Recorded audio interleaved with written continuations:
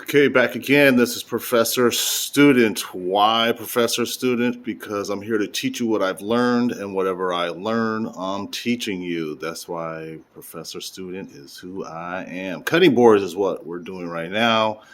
They're going to end up being 14 by 25 in overall length. As you can see there, I have cut to 12 inches because I'm going to cut to 12, cut the wood pieces to 12 inches, and then I'm going to have a 1-inch border around the outside to bring it to 14. Here I have you're cutting your slots. They're going to be 3/4 from the edge, and I didn't really take a solid or a direct measurement of how deep. I kind of just eyeballed it. So how deep you want to make those 3/4 inch cuts is totally up to you. You can go, I mean, it depends on how the thickness of your wood. The wood that I have is pretty thick. It's probably about 1.25 inch thick.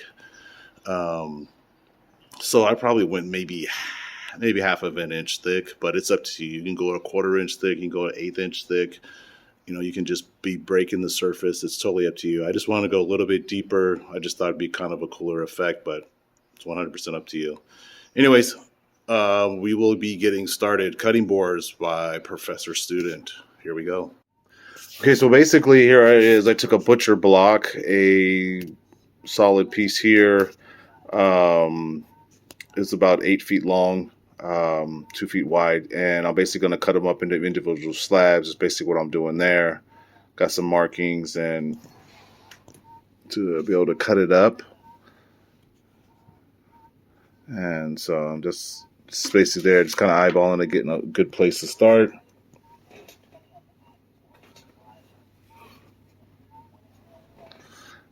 These butcher blocks, again, like I said, is about 1 inch thick. I'm cutting them into slabs of 25 by 14. Going to probably run a 1-inch router bit around the edges of the cutting boards just for to kind of round the edges, give it a nice smooth finish there. The corners, instead of leaving it blocked like it is now. So here I laid a groove because I'm going for, we're going to put like little designer effects in them. So I like to pretty much go about 3/4 over from the edge, and then just use my table saw to go in about 1/2 inch. The table saw blade, just using the thickness of the blade, which is it's about 1/8 inch, plus or minus somewhere around in there. And so I'm just running it along the edges, 3/4 of an inch in, just running it through about 1/2 inch deep. And that's pretty much it. So when the resin is in there, it'll leave like a line of the resin. Kind of just gives it an effect when you're doing your pour. This is a mold. Because this isn't really heavy, it really isn't too much a big deal. I'm just using a regular foam mold. I wouldn't use this kind of a mold if I was doing anything heavy, because the foam doesn't like resin, and a lot of times the chemical reactions, the resin will actually eat up away at the foam, and all your resin, all your pour will just go all over the ground. Even if you seal it up really well, sometimes just the chemical reactions will kill you. But it worked really good for this because there really wasn't that much resin in there. So it worked. I'm sure the type of resin you use is highly will affect your foam mold. So just be aware of that caution. I did use hot glue in the corners. That helps out a lot with the sealing. So that's one thing I would strongly recommend is hot gluing your pieces together. So to make them more solid, I would not just try and silicone or use caulking in the corners, because it won't work. Not on a foam mold. It really doesn't work. Not well, at least.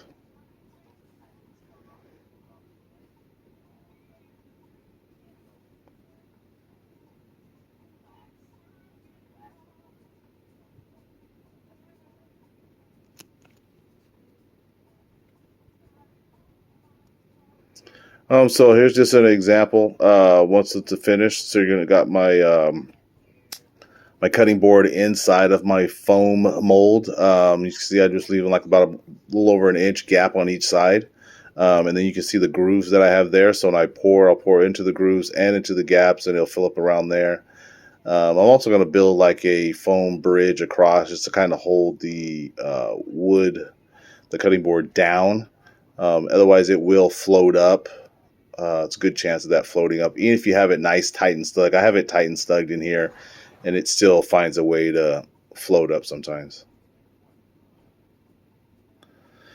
Here, so I just mixed up my resin. As you can see, I got a couple of other colors in there. I'm just gonna throw them in for blending reasons. Kind of help with get the little swirls and the effects. So I'm gonna use some blue, some red, and that's pretty much like a cream, kind of yellowy cream color is going to be my base.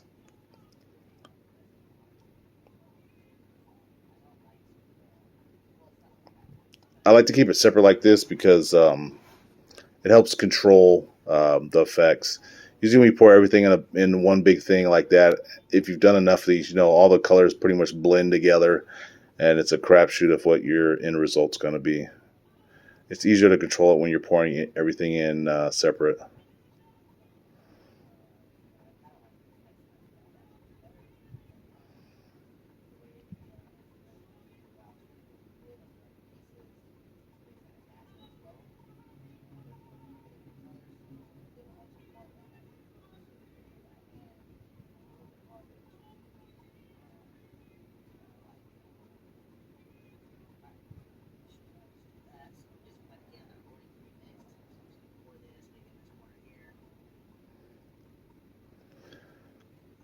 So as you can see, I'm just pouring them in different corners. So when I pour it out, um, that's when they'll kind of do whatever they want to do. And if you see the corners over there, you kind of see how they already kind of like do their own little blend or fusing without me even mixing it. And to get some of the effects, sometimes that's what you want to do. Um, let the natural flow of it going around your stuff. Let it naturally just decide what the pattern um, is going to end up being. You kind of be surprised how cool some of your flows rather than forcing it. So you can see out here, I did my first pour inside there. Um, that on the side is not leaking. That's just me spilling it. As you see on the little bit on the concrete there, but that's me pouring in. You can see the effects in there. But you got to understand is it has some cool effects, but a lot of those effects, some of them, I shouldn't say a lot, some of those effects will go bye-bye because of the blending. Sometimes once your colors sit next to each other enough, they'll blend together and then you'll lose that effect. I talk about other ways on how to keep the effects, but sometimes they blend. And as you can see here, the red came out really cool in these areas. But the way I kind of did it on here, um, it'll work in a swirl mode, but they will kind of probably blend together a little bit. But you can always come back with a just a strict resin blend of just the red or just a blue or just a yellow or a green or whatever to mix it in. You can see I got some greens in there. I came back and put some green in there, put some of that. So, and you can see my bridge. I put a couple of bricks on top just to help keep it down in the weighted. But those effects will come out in the final product because as it kind of sets up and kind of moves. I didn't use like a slower cure with this. It's a hair bit faster, kind of slow, but a little bit faster cure on this, just to kind of keep the blending from happening.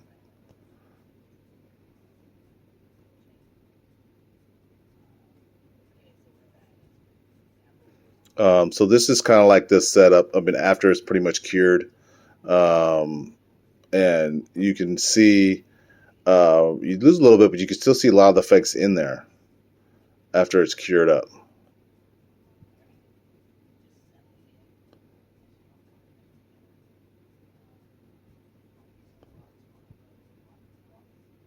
Going through its cure.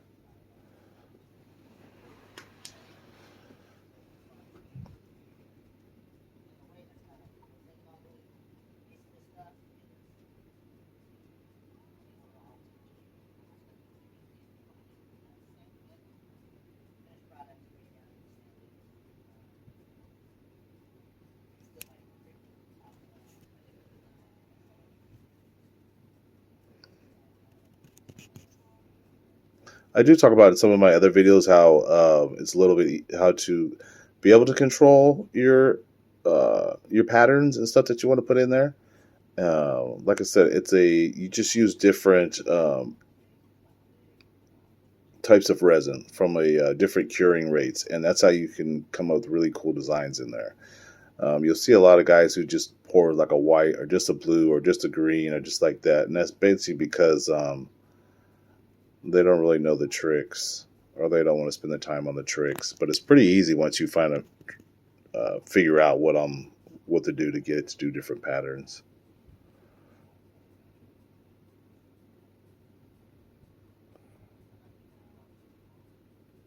And I'm just kind of showing you what's happening uh, just during the whole all the phases of curing.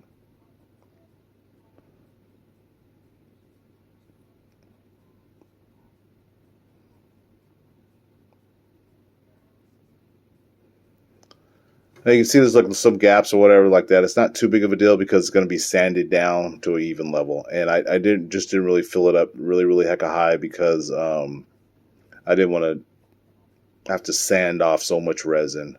So I just kind of left it a little bit underneath. Not a big deal because I can always sand down to it. So this is a fully cured here, and then you can see, ignoring all the foam little pellets on there, but you can see how the patterns stayed in there and how you get the swirls, and you'll be able to see it more once I put the router to the edges and get a nice edge on there. Like I said, the reason why you want to do a big 1 inch round edge, you'll really be able to see the colors there. If you just normally sand it and either don't do nothing or just kind of like just break an edge, sometimes you miss a lot of the cool effects that are inside the resin.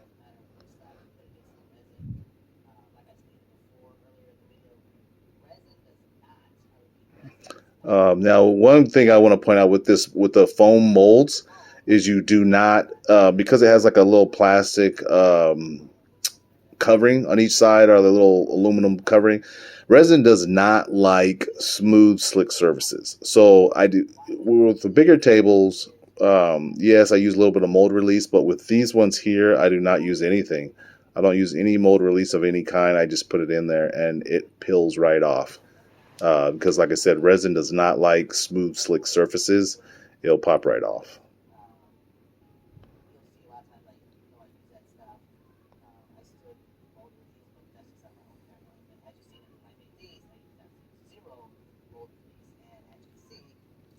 Yeah. So you can see right there, it easily pops off. And this is with zero mold release. Zero mold release. It'll just pop right off because it does not like smooth, slick surfaces. Just pulls right off. You can see how easy that pulls off. Now, like again, I do have to caution you with the foam molds because a lot of resins don't and foam don't mix. They do not like each other. So you run a risk of, if you use too much foam, one is it won't hold the form of the mold that you're trying to keep. Another one is the resin will eat up at the foam. So that's another reason why you want to use hot glue and not um, like a silicone or a caulking, because that will not be able to hold the foam mold together when the resin comes in contact. So but I wouldn't recommend using a foam mold. As you can see how flexible foam is, I wouldn't recommend using a foam mold to make like a table or virtually any type of anything that's going to have like a lot of resin in it, because it'll probably break through the foam regardless of what you do to it. This, like I said, I use it just for like cutting boards because you're pretty much going to shape it yourself. The way the outside looks isn't necessarily a big deal because you're going to run your router or sanding a saw across it. So just kind of giving you examples of how some other ones turned out. A little bit more resin was put on there just to clear. These were more blue. Um, I kind of went a little overboard, as you can see. And I paid for it later because I had to sand it all off. Sometimes a little extra resin isn't necessarily too bad, because if you get air bubbles, of course, all your air bubbles come to the top and less sanding. So here it is after I sanded them down. You can see I went down. This is just a really rough edge. These are a rough sanding. It's just 80 grit.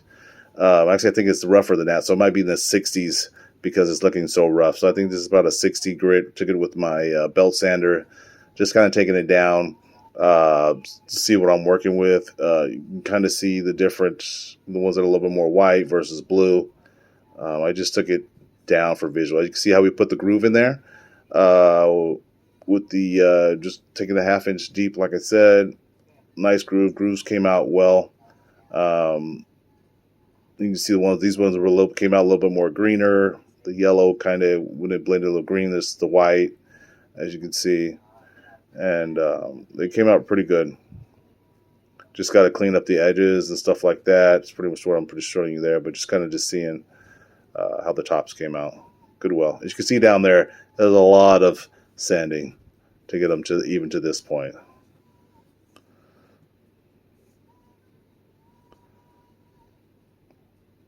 Which another thing is, usually when you put your resin in, maybe just go to the top of your wood. You might not want to completely cover your wood inside of it, unless you want to do a whole lot of sanding.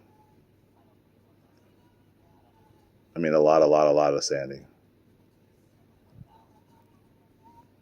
These will probably be sanded down to probably about 320 grit when I'm said and done. Really don't need to go further past this because these are cutting boards. They're going to take up a lot of abuse anyways.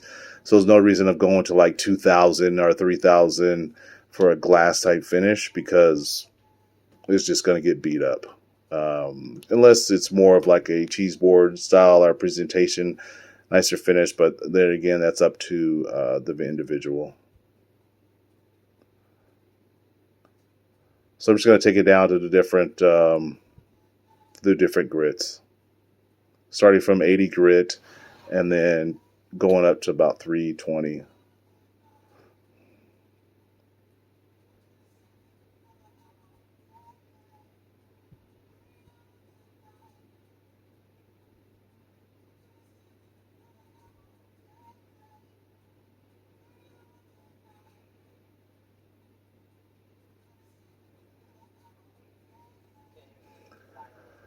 Okay, finished up. Just wiped it down, kind of getting a visual of what I'm looking at. This is the green table. I hit it with the, I missed that step. I'm sorry, where I hit that sharp edge. But you can see how I hit the sharp edges with the 1 inch router radius. And you can see how on the side there, nice visual colors. Once I put the oil on there and clean it up, you'll be able to see those different designs and stuff really pop up out of there. But here I just kind of just wiped it off to kind of see what I'm working with. It came out really nice. You can hit it with any radius that you want. You don't have to go with the 1 inch. I just like the way that one looks versus 1/4 inch or 1/2 inch. Or you can leave it sharp edges. There's plenty of them out there that are left with just a squared up edge. I just think you kind of miss out a lot. So this one is going to be a cutting board. So yeah, I'm just using a little bit of mineral oil, kind of brushing it in. You can just dip it in there. A lot of guys just dip the whole thing in a bucket of mineral oil, going about their way. It's a lot easier. I just kind of brush it in to save waste. But you can do it with however you want to do it.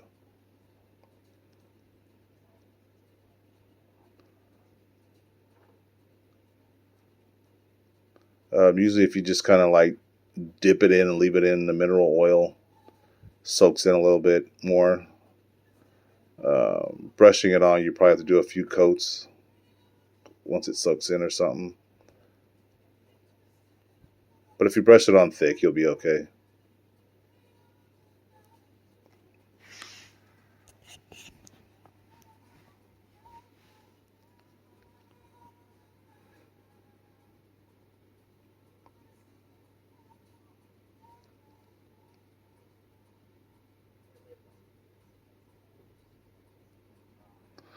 Sorry for some of the camera movements. I'm trying to hold it, but you can kind of see how it's getting like the little marbly effect into the sides of the resin. You see those flows in there, but you'd miss a lot of that if it was just a squared edge. You wouldn't be able to see the stuff that's hidden in there.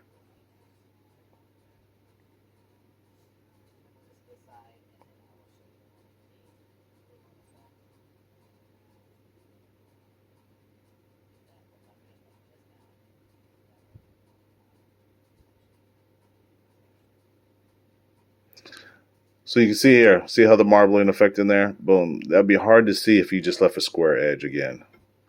You get a lot of those effects like that when you round it and see what's hidden in there. So here's a blue, one that was a little bit more blue that I had done earlier. Again, just brushing it through and just kind of wipe off whatever. And you can still kind of get the effect of just leaving it in like a bucket of mineral oil. Like you can still kind of brush it in a couple times. No matter what, it's going to soak into the wood, and you're going to, it'll leave a nice finish, but it's going to soak into the wood no matter what. So to keep it looking polished and shiny, you're going to always have to brush something on it just for protection and longevity.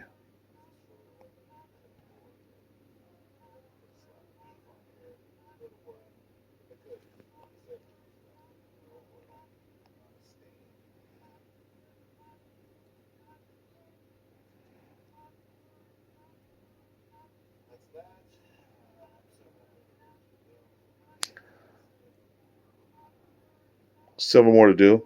Some of them I'll probably stain up, but most of them I'll probably just use a mineral oil.